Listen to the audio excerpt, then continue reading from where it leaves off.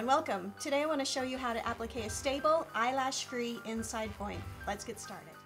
I began my applique on a straight spot about 1 inch from my outside point. If possible, avoid starting on a curve and always avoid starting on an inside or outside point.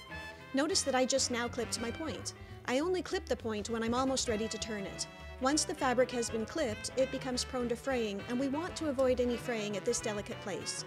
The little fibers that have frayed and stick out once the inside point has been appliqued are called eyelashes.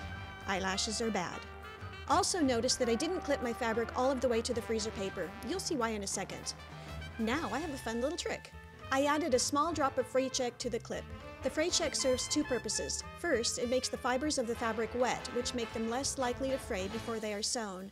And second, once the seam allowance has been turned under, it will stiffen the fabric, adding stability to a really weak point.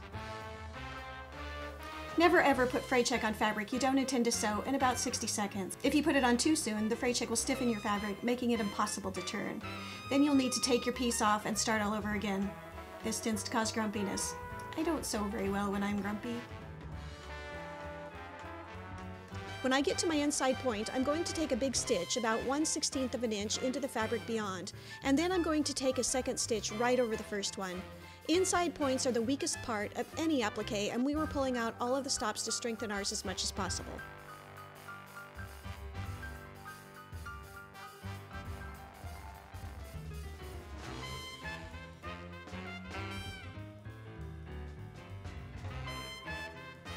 Now, despite my best effort, I have a small eyelash.